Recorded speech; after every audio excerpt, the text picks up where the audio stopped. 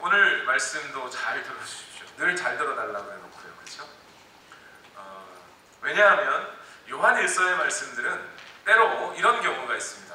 그 요한일서 전체의 주제를 생각하지 않고 한 문장, 몇 개의 구문만 생각하고 이 말씀 너무 좋아 하고 받아들이다가는 그 말씀이 본래 우리에게 주고자 하는 의미를 놓치게 되는 경우가 있습니다.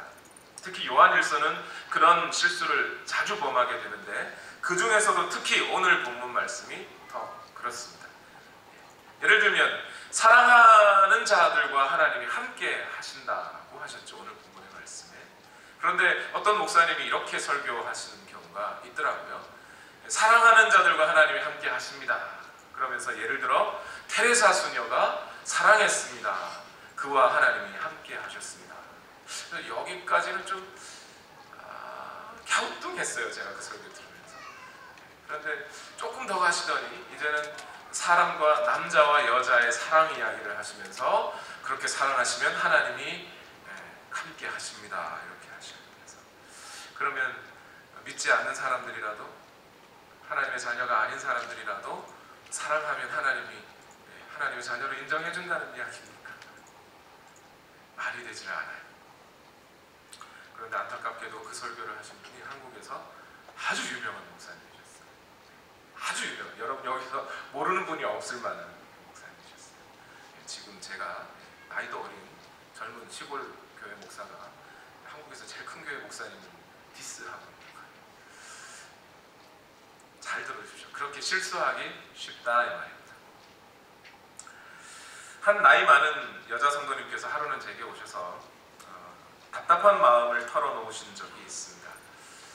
이렇게 말씀하셨어요. 갑자기 목사님, 하나님께서는 인간을 그렇게 많이 사랑하셨다고 하시는데 솔직히 목사님, 저는 하나님의 사랑이 잘 느껴지지가 않습니다.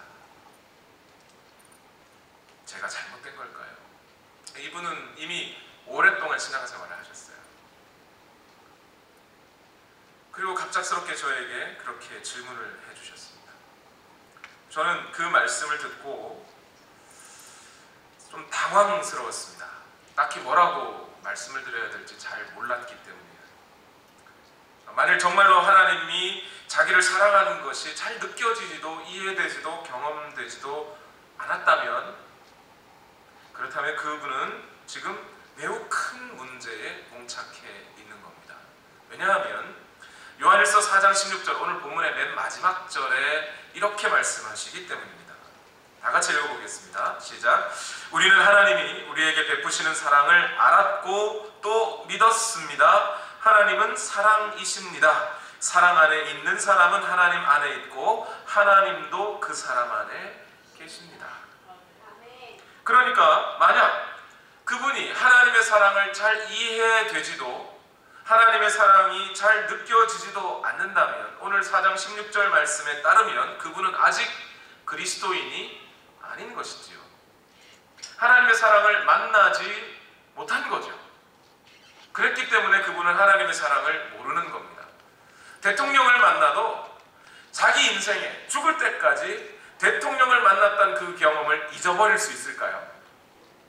그런데 만약 하나님을 만났다면, 그 하나님의 사랑을 체험한 사람이라면 결코 그 사랑을 잊지 못할 겁니다. 그런데 목사님, 나는 하나님의 사랑이 잘 이해되지도 마음에 와닿지도 않아요 라고 이야기하는 것은 어떤 면에서는 그분은 아직 하나님의 사랑을 경험하지 못했기 때문에, Amazing Grace라고 하는 나 같은 죄인 살리신 그 은혜의 놀라와를 100번, 1000번, 만번을 불러도 그 마음에 하나님의 사랑이 아직 와 있지 않다면 그분은 아직 거듭났다고 말할 수가 없어요. 안타깝게도. 여러분은 어떠신지? 여러분은 오늘 하나님의 사랑을 강하게 느끼고 경험하고 이해하고, 내가 지금 그 하나님의 사랑 안에 있구나 라고 알고 신앙생활을 하고 계신지요? 저는 그 성도님이 결국에는 하나님의 사랑을 깨닫고 알고 경험하며 살게 되셨을 것이라고, 지금 우리 교회는 안 되셨을 것이라고 믿습니다. 왜냐하면 적어도 이분은 솔직했기 때문이에요. 오늘날 많은 흔히 말하는 교인, 교회 다니시는 분들이라고 하는 분들이 정작 자기 자신 안에 이 하나님의 사랑이 강하게 있지는 않으면서, 하나님의 사랑을 이해하지는 않으면서 마치 자기 자신은 하나님의 사랑을 다 받은 것이냐 사람들에게 그렇게 드러내고 다니는 경우들을 많이 보기 때문에 그렇습니다. 오늘 말씀은 오늘 우리의 자신의 정체성을 다시 한번 확인하고, 이미 요한은 앞에서 2번에 걸쳐서 사랑에 관한 이야기를 이미 하셨어요. 사랑이란 하나님과 교제하는 사람의 증거다. 하나님과 교제하고 사는 사람은 분명히 사랑이 있을 것이다. 두 번째로 하나님의 자녀라면 분명히 사랑하고 있을 것이다 라고 했던 그 두 종류의 말씀들을 몽땅 모아서 오늘 요한일서 4장 7절에서부터 5장 6절에 이르기까지 사랑에 관한 말씀을 종합해주고 있습니다. 고린도전서 13장이 우리는 사랑의 장이라고 알고 있죠. 마찬가지로 오늘 요한일서 4장 역시 사랑에 관한 매우 중요한 성경의 장 중에 하나입니다. 어떤 신학자는 오늘 요한일서 4장 다른 것 다 없어도, 성경에 다른 구절 다 없어도 오늘 요한일서 4장 이 한 장만 있어도 우리는 충분히 하나님을 경험할 수 있다. 또 심지어 요한일서 4장 전체 중에 다 사라져도 하나님은 사랑이시다라고 하는 이 문장 하나만으로도 오늘 우리는 하나님을 알 수 있다고 말하는 사람도 있어요. 그만큼 매우 중요한 사랑에 관한 장입니다. 잘 들어주시기를 부탁드립니다. 먼저 요한일서 4장 7절과 8절, 오늘 본문 첫 2절 말씀을 다 같이 한번 읽어보시겠습니다. 시작. 사랑하는 여러분, 서로 사랑합시다. 사랑은 하나님에게서 난 것입니다. 사랑하는 사람은 다 하나님에게서 났고 하나님을 압니다. 사랑하지 않는 사람은 하나님을 알지 못합니다. 하나님은 사랑이시기 때문입니다. 하나님은 사랑입니다. 사랑은 하나님에게서 났습니다. 그래서 사랑하는 사람은 하나님에게서 났고 사랑하지 않는 사람은 하나님에게서 난 것이 아닙니다. 여러분, 하나님이 사랑이다 느껴지십니까? 찬송가 중에 이런 찬송이 있죠. 예수님 날 위해 죽으셨네, 왜 날 사랑하나, 이런 찬양이 있습니다. 왜 날 사랑하나, 왜 주님 갈보리 가야 했나, 왜 날 사랑하나. 왜 사랑하시는지 아십니까, 여러분? 인간은 너무나 조건적이어서 우리가 사랑할 어떤 대상이 어떤 일정한 조건을 갖추어 주면 사랑하고 그 조건을 갖추지 않으면 사랑하지 않는 습성이 있어요. 물론 그 사랑마저도 진짜 사랑이 아닌 거죠. 예뻐서 사랑하고, 키가 커서 사랑하고, 돈이 많아서 사랑하고, 내 마음에 들어서 사랑하고, 이렇게 돼요. 그러나 하나님이 우리를 사랑하신 것은 인간의 그런 조건부적인 사랑이 아니라, 우리가 착해서 사랑하는 것이 아니라, 우리가 의로워서 사랑하는 것이 아니라, 우리가 사랑받을 조건이 아무것도 없는데 사랑하신 겁니다. 왜요? 왜 그렇게 사랑하셨어요? 그것은 하나님 자신이 사랑이시기 때문에 그렇습니다. 하나님이 사랑이에요. 하나님은 사랑이십니다. 이걸 어떻게 이해시켜 드릴 수 있을까요? 이런 식이면 어떻겠습니까? 유치원 학생들이 이제 선생님하고 같이 줄을 맞춰서 걸어가면서 유치원 소풍을 갑니다. 선생님이 하나, 둘, 그러면 애들이 뭐라 그러죠? 셋, 넷, 그러죠. 같이 해보십시다. 네. 하나, 둘, 둘, 둘. 네, 그것도 셋, 넷이죠. 네. 칙, 칙. 네. 유치원을 잘 나오셔야 되는데.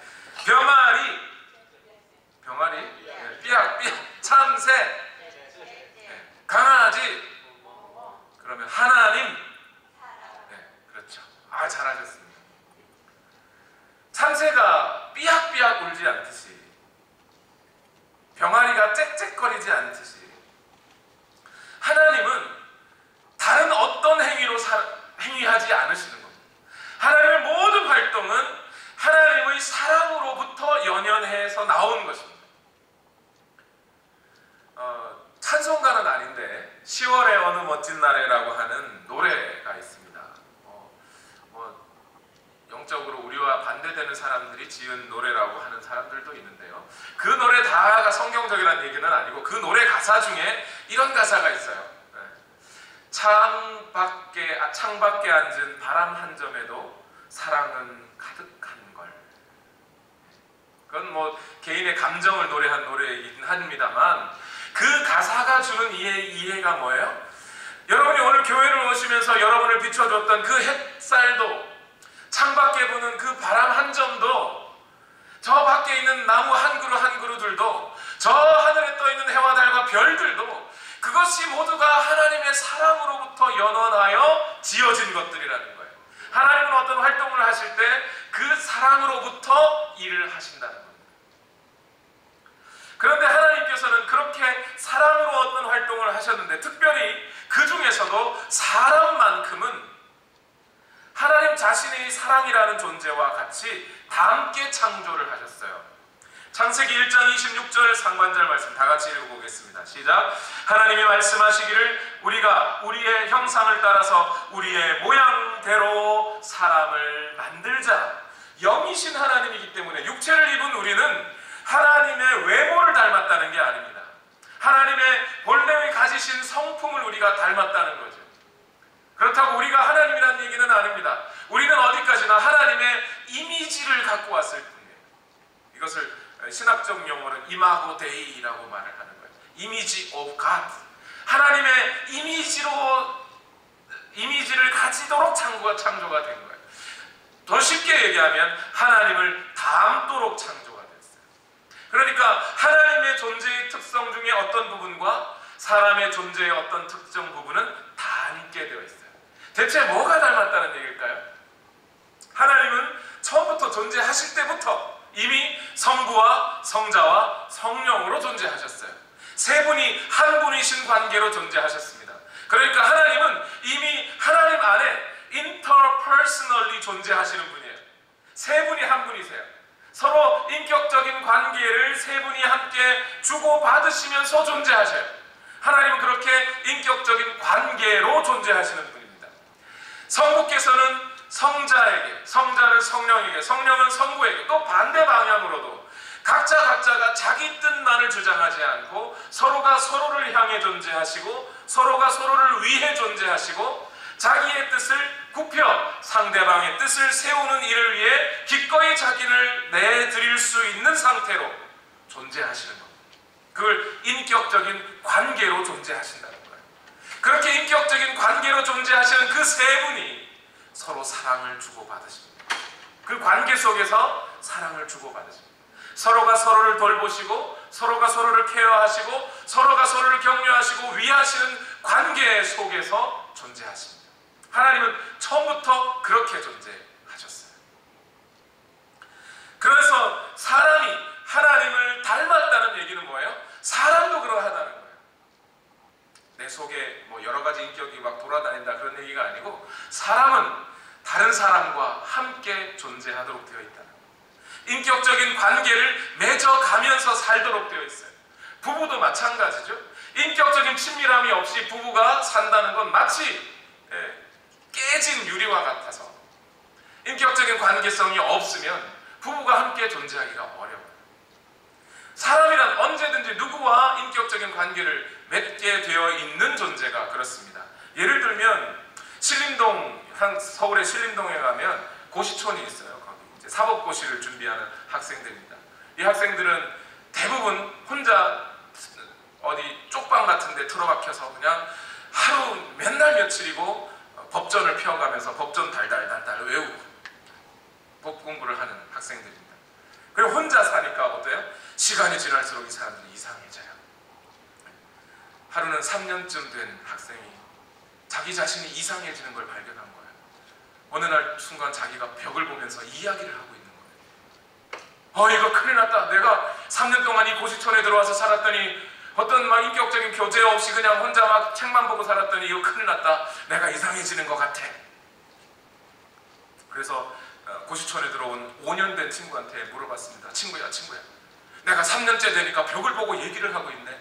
이거 내가 뭐 잘못된 거 아니니? 그랬더니 친구가 그럽니다. 너는 괜찮아.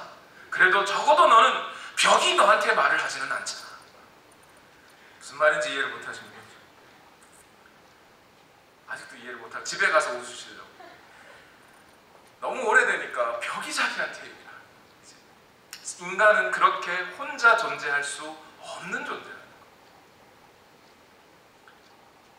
사람은 근본적으로 다른 사람들과 함께 인격적인 교제를 맺으면서 살게 돼 있어요.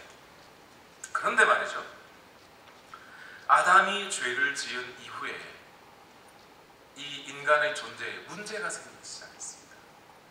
인간은 하나님을 닮아서 하나님과 관계하고 다른 사람들과 인격적인 관계를 맺어가면서 살도록 되어 있는데, 아담이 죄를 짓고 난 바로 그 순간부터 먼저는 하나님과의 관계가 깨어지기 시작했어요. 로마서 1장 20절에서 21절 말씀에 다 같이 한번 읽어보겠습니다. 시작. 이 세상 창조 때부터 하나님의 보이지 않는 속성, 곧 그분의 영원하신 능력과 신성은 사람이 그 지으신 만물을 보고서 깨닫게 되어 있습니다. 그러므로 사람들은 핑계를 댈 수가 없습니다.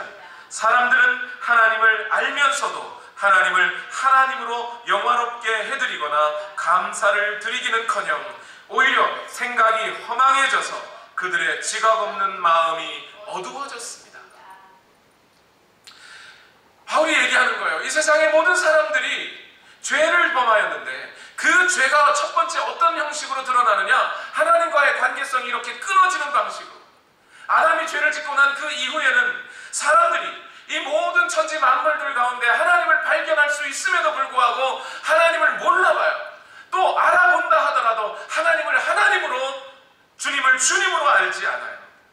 오히려 그 생각이 허망해지고 마음이 어두워져서 도리어 죄 가운데 살게 된다는 거예요. 하나님과의 관계가 끊어져 버렸다는 겁니다. 그런데 하나님과의 관계만 끊어졌나요?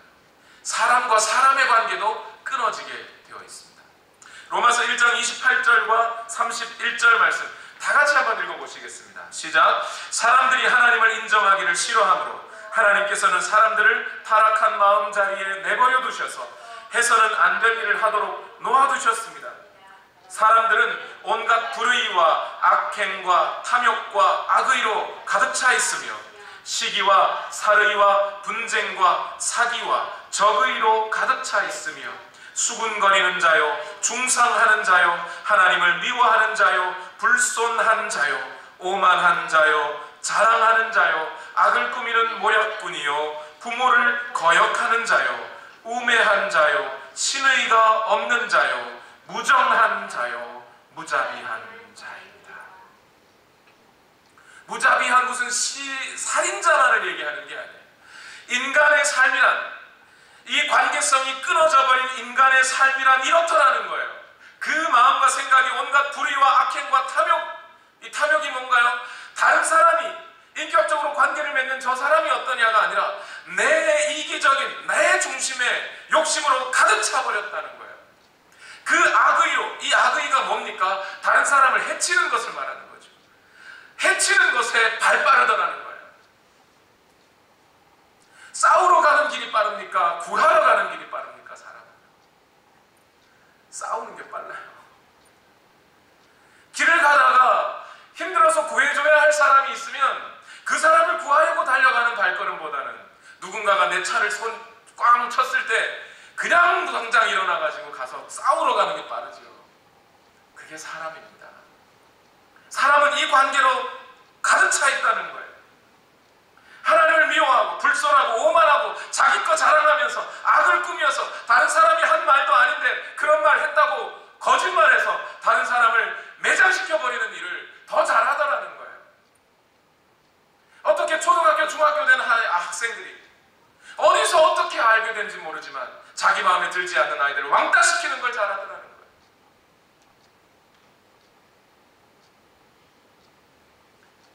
누군가가 누군가에게 악을 행하면 다시 악으로, 폭력으로 갚아버리는 것, 그래야 속이 시원한 것, 그게 사람의 마음이 되어버렸다. 그전에는 그렇지 않았다. 사람과 사람의 관계가 끊어지고 이제는 그 죄악된 세상이라는 것이 뭡니까? 그 죄는 단순히 내가 무슨 야한 생각을 했어 이 정도로 죄의 문제가 아니라 그 마음과 생각이 항상 악할 뿐이어서 서로가 서로를 죽이고 살인하는 만인 대 만인의 투쟁의 상태에 놓여있게 됐다는 거예요. 이게 죄의 결과들이다. 하나님은 처음에 그렇게 짓지 않았어요. 근데 이 관계들이 다 끊어져 버렸다는 거죠. 그런데 하나님께서는 인간을 그 상태로 그저 내어버려 두신 것만이 아닙니다. 자기를 거역하고 죄악 속에 빠진 인간들을 하나님은 구하러 오셨습니다. 왜 그렇게 하셨을까요? 사람들이 보기 좋아서요? 부모라도 자녀들이 막 반항하면 이놈들이 내가 너희들을 얼마나 사랑했는데 이러죠. 하나님은 그렇게 하지 않으시고 자기 아들을 대신 죽도록 보내주셨다는 말씀. 다 같이 요한일서 4장 9절과 10절 말씀을 읽어봅시다. 시작. 하나님의 사랑이 우리에게 이렇게 드러났으니 곧 하나님이 자기 외아들을 세상에 보내주셔서 우리로 하여금 그로 말미암아 살게 해주신 것입니다. 사랑은 이 사실에 있으니 곧 우리가 하나님을 사랑한 것이 아니라 하나님이 우리를 사랑하셔서 자기 아들을 보내어 우리의 죄를 위하여 화목 제물이 되게 하신 것입니다. 하나님이 자기 아들을 세상으로 보내었다. 이것이 사랑이다. 세상으로 보냈다는 말 뜻이 뭡니까? 하와이에 여행 보냈다는 얘기입니까? 이 세상이 어떤 세상인데요?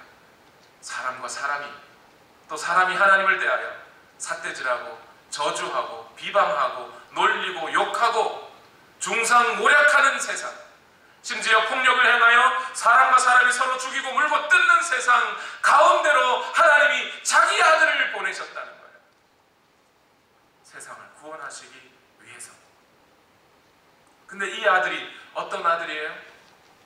예수님이 침례를 받으실 때 하나님께서는 그 예수님을 향하여 뭐라고 얘기하셨습니까? 이는 내 사랑하는 아들이요 내 기뻐하는 자라. 단 한 번도 아들 예수님은 아버지 하나님의 뜻을 거역한 적이 없어요.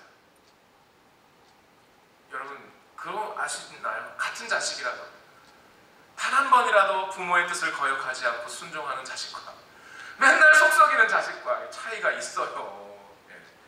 물론 저는 현준이하고 현성이를 차이 두지 않습니다. 하나님이 보시기에 그 성자 예수님은 그런 분이셨다는 거예요. 단 한 번도 자기의 뜻을 거스른 적이 없는, 생각만 해도 기쁜 아들, 그 기쁜 아들을 세상에 보내셨다. 죽도록, 사람들의 칼에 찔리도록, 사람들이 저주하는 그 저주를 받도록, 사람들이 뱉는 그 침뱉음을 받도록 보내셨다는 거예요. 아들은 어떠세요? 아들은 이 아들도 역시 제자들의 배신과 사람들의 중상과 모략과 비난과 채찍과 창과 못에 찔려야만 했습니다. 그 자신이 하나님이신데 하나님 아버지의 뜻을 쫓아 자기의 높은 자리를 내어버리시고 육체를 입고 이 땅에 세상에 오신 겁니다. 그냥 채찍과 창과 못을 받기만 하면 되는 겁니까? 아니요. 지금까지 단 한 번도 자기의 기도와 요구에 거절하지 않으셨던 하나님이 십자가에 달리는 그 순간만큼은 아버지도 아들에 대하여 침묵하셔야 되는 때가 오게 됐습니다. 아버지도 나를 버리신 것 같은 그 상태로 들어가셔야 한다는 거예요. 아니 어떻게 이럴 수가 있죠? 성부께서도 성자께서도, 성부는 성자를 보내시고 성자도 자원하여 성부의 뜻을 행하시고, 요즘 말로 세상 말로 하면 미치지 않고서야 어떻게 이런 사랑을 하실 수가 있나요? 몇 년 전이 아니죠. 근 10년 전인 것 같습니다. 2006년이니까 동남아 쓰나미가 있었습니다. 많은 사상자가 났습니다. 한꺼번에 5,000명이 죽었다고도 하고 결국 추산하면 몇만 명이 죽었다는 이야기도 있습니다. 그때 한 대형 언론사의 기자 한 명과 그리스도인 목사님인 것 같습니다. 그리스도인 한 명이 이 쓰나미가 몰려온 지역을 방문했다고 합니다. 거기에 갔더니 모든 사람들이 통곡하고 있어요. 아들 죽고 딸 죽고 부모 죽고 혼자 살아남아서, 심지어 어떤 부모는 자녀를 잃고 그 시체를 끌어안고 오열을 하고 있습니다. 그때 이 신문사 기자가 질문합니다. 아니, 하나님이 살아계신다면서 어떻게 이런 일이 일어나도록 방관하실 수 있습니까? 어떻게 저 부모들에게 사랑하는 자녀들을 빼앗아가도록 두시는 겁니까? 너무 아프고 분노가 치밀어 오른다고 이야기했습니다. 이 질문에 같이 갔던 그리스도인이 지혜롭다기보다는 매우 정직하게 대답했습니다. 저도 잘 모르겠습니다. 왜 하나님께서 어떻게 이런 사람들에게 이런 일을 허락하셨는지 저도 잘은 모르겠습니다. 그런데 저는 한 가지 확신한 것은 압니다. 하나님께서는 바로 이 사람들을 위하여 자기의 아들을 그렇게 주셨다는 겁니다. 이 세상의 어떤 만연한 고통이나 고난의 문제에 다 대답할 수 없지만 분명한 사실은 하나님께서는 그들을 위하여 먼저 하나님 자신이 더 큰 고통을 자원하여 받으셨다는 거예요. 왜 이런 방법으로 하나님은 자기 사랑을 증명하시려고 하실까요? 그냥 사람들 다 용서해주고 잘되게 해주면 되는 것 아닙니까? 저는 여기서 두 가지 이유를 발견했습니다. 첫 번째 이유는 왜 하나님이 자기 아들을 죽여가면서 사랑을 증명하시려 하셨을까요? 왜냐하면요, 그래야 사람이 변하기 때문입니다. 여러분에게 누군가가 좋은 일을 행해주고 여러분들에게 누군가가 선한 일을 해줬습니다. 그럴 때 여러분 감사하지요. 그런데 사람이 변하지는 않습니다. 그런데 누군가가 나를 위해 죽어줬다면, 그리고 죽어주시면서 나에게 무슨 유언을 남겼다면 그 유언은 반드시 틀어주지 않겠습니까? 하나님이 오늘 자기 아들을 죽일 수밖에 없으셨던 이유는 그래야 사람이 변하기 때문에. 그냥 상처 입은 정도로는 안 돼요. 사람은 그만큼 악한 거예요. 그래서 예수님이 죽어주신 거예요. 또 한 가지 이유는 당연한 대답이겠지만 하나님이 사랑이셔서 그렇습니다. 하나님이 그거 몰라봐도 돼요. 굳이 자기 아들을 죽이지 않아도 하나님은 여전히 하나님이세요. 그런데 그럼에도 불구하고 아들을 죽이신 이유는 도저히 하나님 자신이 견딜 수가 없기 때문에, 하나님 자신이 그 하나님 안에 갖고 있는 그 사랑 때문에 인간들이 죽어가는 것을 내버려 둘 수가 없는 거예요. 그래서 건져야겠는 거예요. 그래서 아들을 주신 겁니다. 요한은 여기서 이렇게 강조합니다. 사랑이 이것이다. 이것이 사랑이다. 여기에 사랑이 있다. 다른 어떤 곳에 사랑이 있는 것이 아니라는 거예요. 신혼여행을 간 남자 여자 부부가 신혼여행지에서 서로 달콤한 허니문을 지내는 게 사랑이 아니고, 상대를 향하여 오래 참고 끝까지 인내하며 그를 위해서 마음을 열어두는 것, 인내해주는 것, 그게 사랑이라 이 말이에요. 예수님이 우리에게 보여주신 사랑, 하나님이 우리에게 아들 주심으로 알려주신 사랑, 그게 진짜 사랑이라는 겁니다. 이것이 어떻게 남녀간의 연애 감정과 같은 거예요? 친구가 멀리로부터 와가지고 친구랑 다정하게 이야기하는 그런 우정과 같은 거예요. 소원을 말해봐, 내가 너의 진이가 되어줄게. 이방 종교에서 말하는 그런 종교의 사랑과 같은 거예요. 예수 그리스도께서 친히 자기 자신을 버리시고 이 땅에 오신 그 사랑, 거기 말고는 사랑을 찾을 수도, 사랑이 뭔지도 이해할 수가 없습니다. 죄인들을 위해 아들을 버리시는 아버지, 이것이 사랑입니다. 이 사랑은 오래 참는 겁니다. 윽박지르는 것이 않고 친절한 겁니다. 시기하지 않고 뽐내지 않고 교만하지 않고 무례하지 않고 자기의 이익을 구하지 않고 성내지 않고 원한을 품지 않고 불의를 기뻐하지 않고 진리와 함께 기뻐하며 모든 것을 덮어주고 모든 것을 믿고 모든 것을 소망하며 모든 것을 견디는 것, 그래서 영원히 없어지지 않는 것, 이 사랑을 성경을 통해 알았고 예수 그리스도를 통해 보았습니다. 경험했습니다. 하나님은 예수 그리스도를 통해 그 사랑을 증명해 내셨습니다. 내가 너를 사랑한다. 그런데 여러분, 아직 한 가지 일이 더 남았습니다.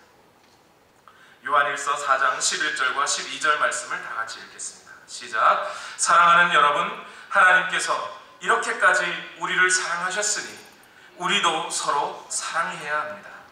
지금까지 하나님을 본 사람은 없습니다. 그러나 우리가 서로 사랑하면 하나님이 우리 가운데 계시고 또 하나님의 사랑이 우리 가운데서 완성된 것입니다. 서로 사랑합시다. 그렇게 할 때 하나님의 사랑이 완성됩니다. 하나님의 사랑이 불완전해서 그런 게 아니에요. 우리를 사랑하신 하나님의 뜻이 있어요. 그 뜻이 완전히 이루어지게 돼요.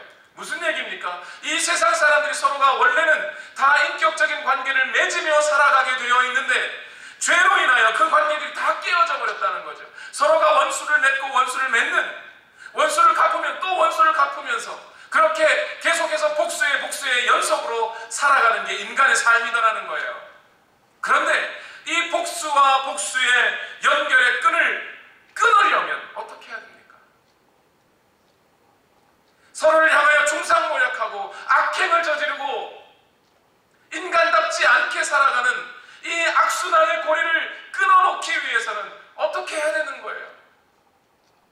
부처님은 이렇게 얘기하셨어요. 내 마음에 욕심이 있다. 그 욕심을 꺼내놓으면 된다. 꺼내놓아 봤습니다. 부처님이 8정도를 실천하라 그랬어요. 근데 안 꺼내줘요. 안 없어져요, 이게. 소크라테스는 악법도 법이다. 법을 따라라. 근데 법이 악한데 그 법을 따라버리면 악행이 되는 거 아닙니까? 말이 안 되는 거예요. 공자님도 오셔서 사람들에게 인과 예를 가르쳐줬어요. 인간다움이 뭔지, 예가 뭔지. 그런데 그걸 아무리 가르쳐준다고 사람들이 바뀌지 않아요. 그래서 예수님이 직접 오셔서 사랑을 보여주시고 그리고 각 사람 안에 누구를 보내주셨어요? 성령님을 보내주셔서 그 마음에 굳은 마음을 제거하시고 부드러운 마음을 주사 성령의 인도하심을 따라 말하고 선을 행하는 사람들로 바꿔버리셨다는 거예요. 말로 이렇게 해봐라 저렇게 해봐라가 되는 게 아니에요. 하나님이 직접 그 사람 안에 들어오셔야 되는 거예요. 그랬더니 사람이 바뀌더라고요. 그리고 그 사람이 바뀌어서 이 사람은 어떤 사람이 돼요? 누군가가 자기에게 악을 행하면 악으로 갚지 않고 선으로 악을 이기는 사람이 됩니다. 원수를 갚지 않고 원수를 사랑하는 사람이 되어버립니다. 누군가가 나에게 오른뺨을 치는 자가 있으면 왼뺨을 돌려대는 자가 되어버립니다. 억지로 오리를 가자고 하면 심리를 같이 가주는 사람이 되어버립니다. 그렇게 될 때 바로 그곳에 하나님의 나라가 임하는 거예요. 구원이 임하는 거예요. 그 뜻을 하나님께서 갖고 계셨고 그래서 사랑하는 자에게 하나님의 뜻이 완성되는 거예요.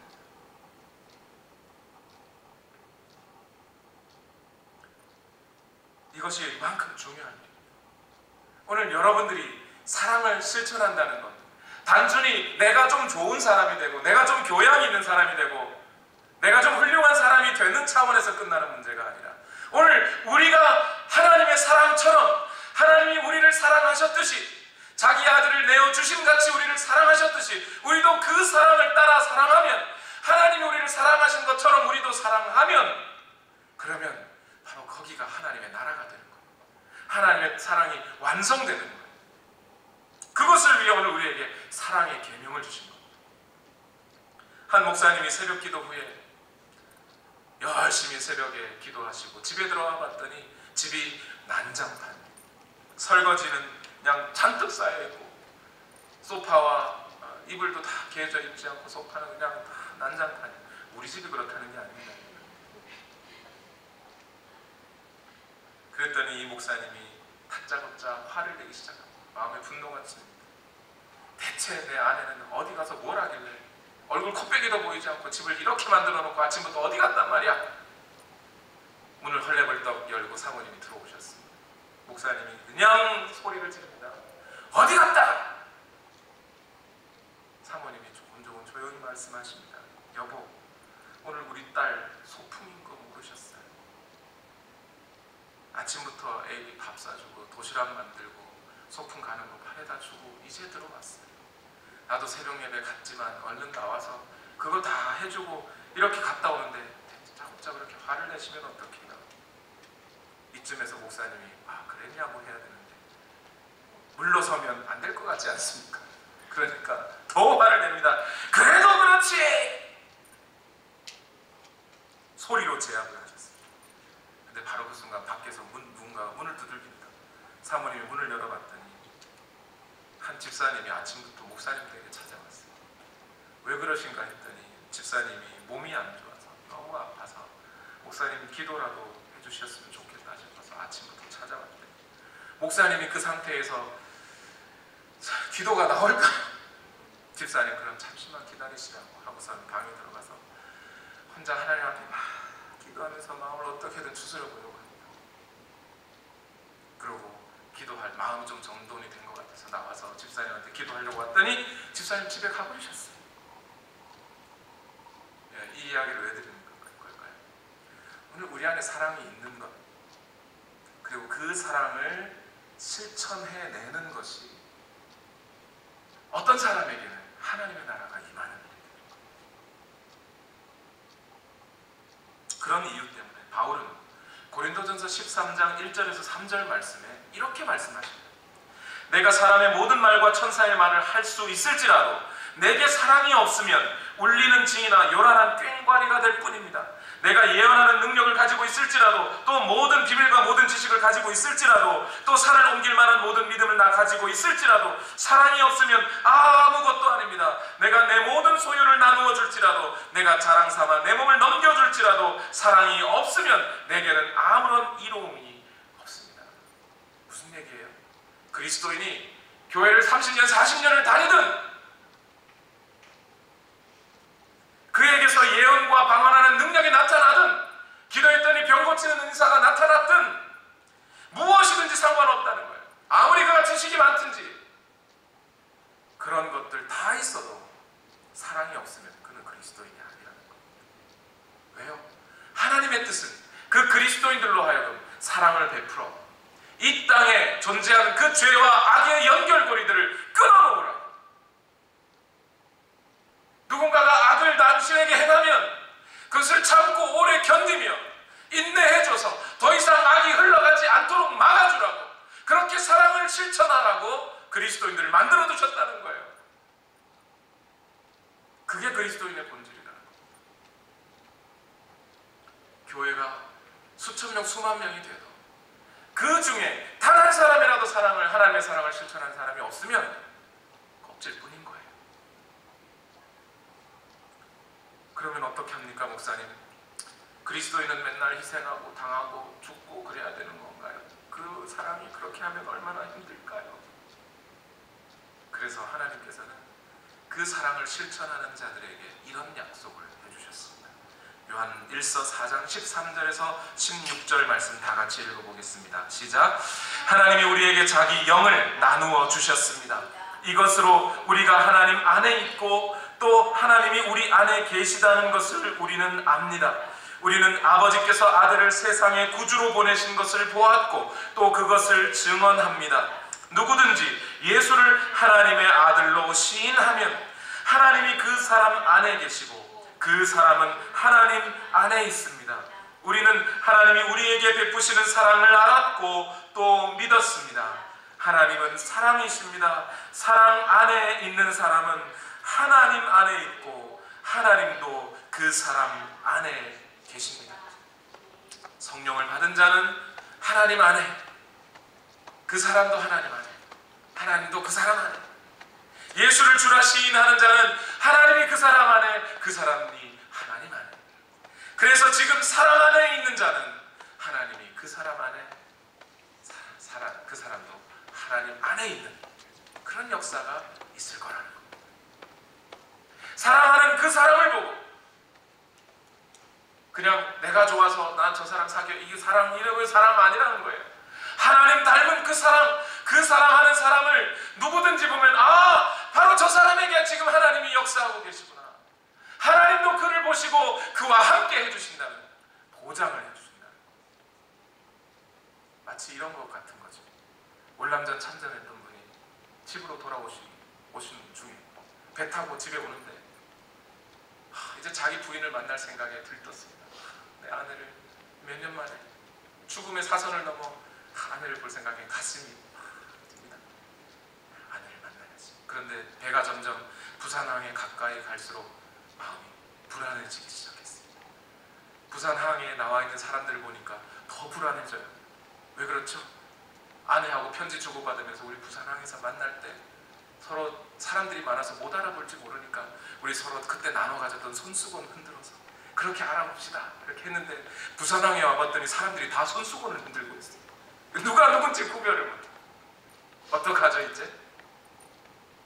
그런데 참 신기하게도 그 수많은 인파 속에 누구는 알아봐요.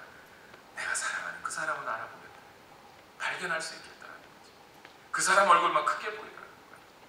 오늘 하나님의 사랑을 그 마음에 가지고 사랑을 받은 자로서 사랑을 하며 나에게 죄 지은 자를 용서하고 그 관계를 열어젖히는 일들을 하는 그 사람에게는 하나님이 그렇게 함께 해주시겠다는 거예요.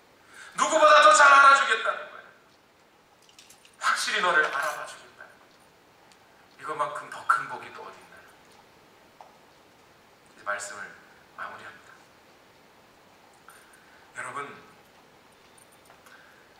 하나님의 사랑이 어디 있는지 엉뚱한 데서 찾으시면 못 찾습니다. 어디서 찾으셔야 할까요? 예수 그리스도에게서. 그리고 오늘 여러분 안에 와 계신 그 성령을 통해 하나님의 사랑을 경험하실 수 있습니다. 다른 데서 찾지 마시고 오직 하나님 안에서 그 사랑을 발견하시고 이제 하나님의 요구대로 끝까지 사랑하며 살아가시는 여러분 되시기를 예수님 이름으로 축원합니다. 기도하겠습니다. 우리 다 같이 함께 기도하실 때, 하나님, 오늘 우리 안에 이 사랑을 허락하여 주시옵소서.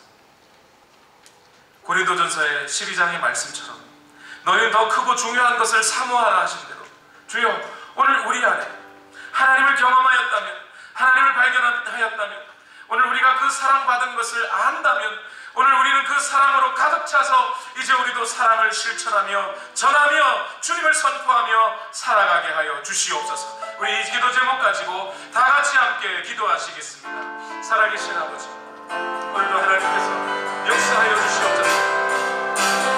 찬양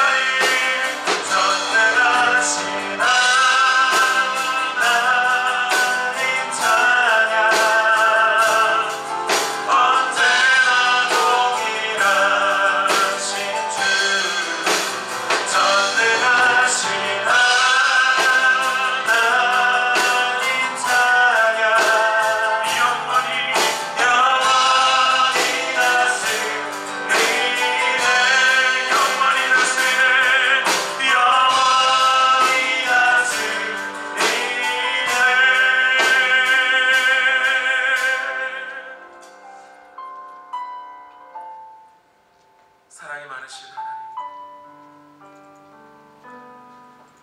오늘 우리가 그 하나님의 사랑을 받았으니 이 죄악된 세상에서 그 사랑을 완성케 하옵소서. 이 땅 가운데 하나님과의 관계가 끊어지고 사람과의 관계도 끊어지고 악한 마음과 생각 속에 서로가 서로를 향하여 손가락질하며 죽이고 비판하고 원망하는 세상 속에서 비록 오늘 우리가 원망받고 악을 당하게 될지라도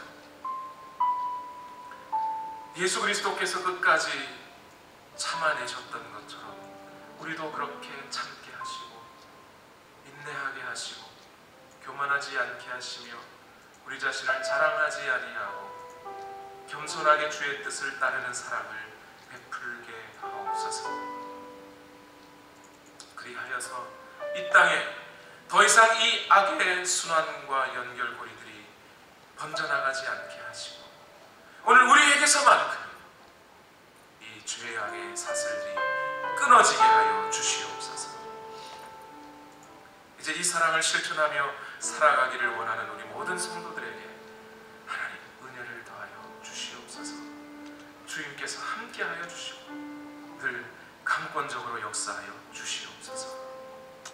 이제는 우리 구주 예수 그리스도의 무한하신 은혜와 하나님 아버지의 만극하신 사랑과 이 사랑을 우리에게 공급하시는 성령님의 교통하심이 지금부터 영원토록 이 사랑을 행하며 살아가기 원하는 우리 모든 성도들의 삶 위에 지금부터 영원토록 함께 하옵시기를 예수님의 이름으로 축원하옵나이다.